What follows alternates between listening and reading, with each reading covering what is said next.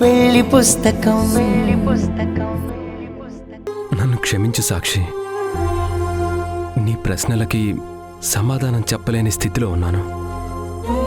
నువ్వు ఈ ఇంట్లో నుండి వెళ్ళిపోవాలనే ఇంత కోపంగా మాట్లాడుతున్నాను.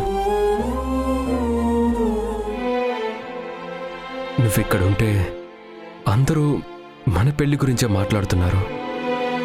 సిద్ధు కూడా మన పెళ్లి జరగాలని కోరుకుంటున్నాడు. సిద్ధు కోసం నువ్వు ఇంటికి వచ్చావు, ఇక్కడుంటున్నావు. నాకన్నా ఎక్కువగా వాడితో బంధం పెంచుకున్నావు.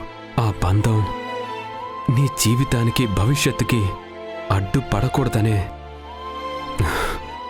నిన్ను బాధ పెట్టేలా మాట్లాడుతున్నాను. నువ్వెక్కడి నుండి వెళ్తే సిద్ధునే కాదు,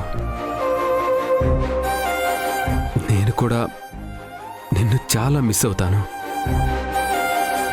నువ్విచ్చే మోటివేషన్, ధైర్యం ఇంకెవ్వరూ ఇవ్వలేరు. అలా అని నా స్వార్థం కోసం నువ్విక్కడే ఉండాలని కోరుకుంటే నాకు సిద్ధుకి తేడా ఉండదు. అన్నీ ఆలోచించి నిర్ణయం తీసుకోవాల్సిన నేను సిద్ధుతో సమానంగా నీ ఇష్టాలకి, నీ నిర్ణయాలకి అడ్డుపడలేను. నేను సిద్ధు నీ లైఫ్లో లేకపోయి ఉంటే నీ జీవితం వేరేలా ఉండేది. అది మిస్ అవ్వకూడదనే ఈ నిర్ణయం తీసుకున్నాను. ఇదంతా నీకు ఎక్స్ప్లెయిన్ చేసే రోజు వస్తుందో రాదో కూడా తెలీదు. కానీ నేనన్న ప్రతి మాటకి నీకన్నా ఎక్కువగా నేనే బాధపడతాను. నీ గురించి నాకు తెలీదా? అవన్నీ ఎందుకు ప్రత్యేకించి చెప్తున్నావు? సాక్షి,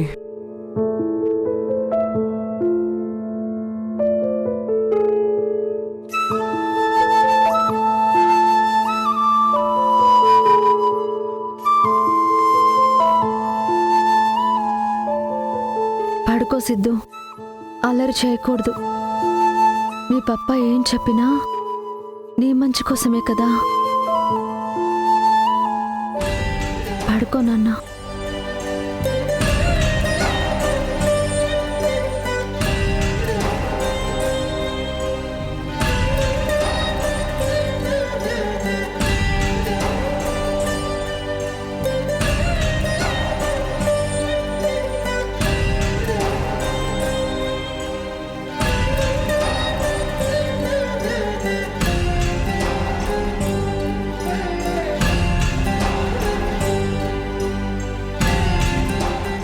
అమ్మా, చలిగా ఉంది, దుప్పటి కప్పు.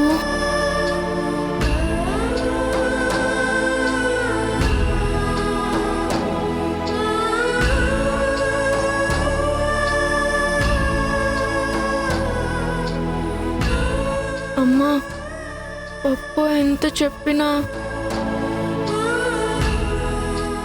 నువ్వు ఆ మాటలు వినొద్దు. నువ్వే నాకు అన్నం తినిపించాలి. నేను నీ ఒడిలో నిద్రపోవాలి. ఐ లవ్ యూ అమ్మా.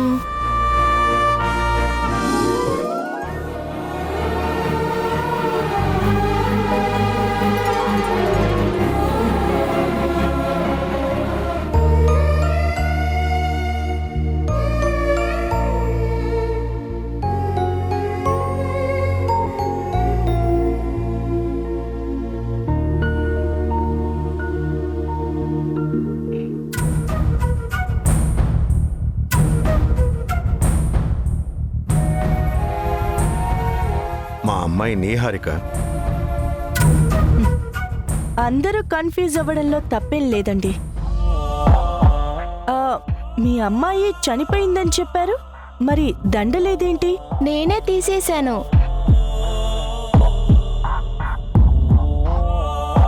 మీరు గుడిలో కనిపించి దేవుడు మా అమ్మని నా కోసం పంపిస్తారు అని చెప్పారు కదా, అందుకే ఈ ఫోటోకి దండ, దీపం రెండూ తీసేశాను. నేనే మీ నిహారికని అని డైరెక్ట్గా చెప్పలేక టెడ్డీ కలర్ చెప్పాను డాడీ. నిజం చెప్పి ఆ ఫోటో పూర్తిగా తీసే రోజు కోసమే ఎదురు చూస్తున్నాను.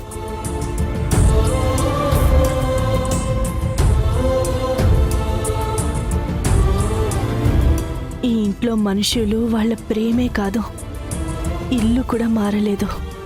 అమ్మా హారిక, ఈ ఇల్లు మొత్తం మా నీహారికనే డిజైన్ చేయించుకుంది.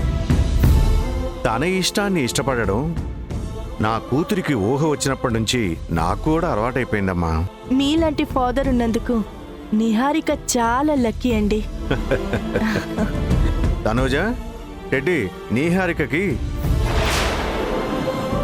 అదే హారిక గారికి మన ఇల్లంతా చూపించండి. రండి ఆంటీ. వెళ్ళండమ్మా. రండి.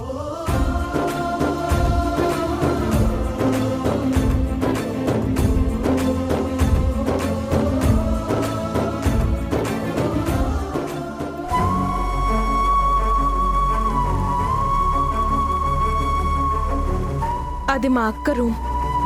తను మాకు దూరం అయినప్పటి నుంచి లాక్ చేసి ఉంచాం. ఆ డోర్ ఎప్పుడు ఓపెన్ చేయరా?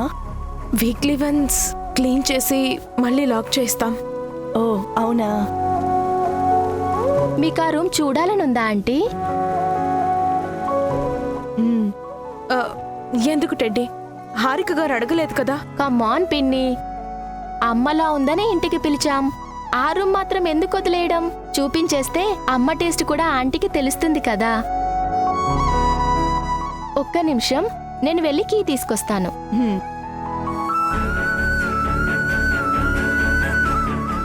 రండి ఆంటీ.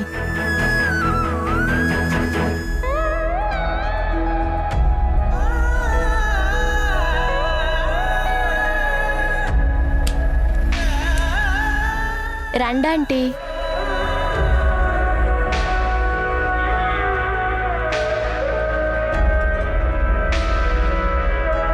ఇలాంటి నెక్లెస్ లాస్ట్ ఇయర్ ప్యారిస్ లో ఒక ఇండియన్ జ్యువెల్ షాప్ లో చూశాను. మళ్ళీ ఇప్పుడే చూడ్డం. నెక్లెస్ ని అలా చూడకూడదా ఆంటీ? ఇవ్వండి. ఇటు తిరగండి.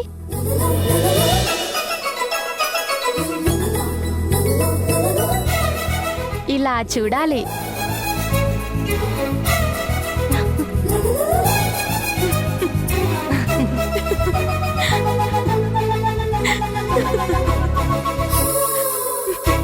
ఏంటి నవ్వుతున్నారు? మీ నిహారికలా ఉన్నానా? ఆంటీ ఇలా కూర్చోండి.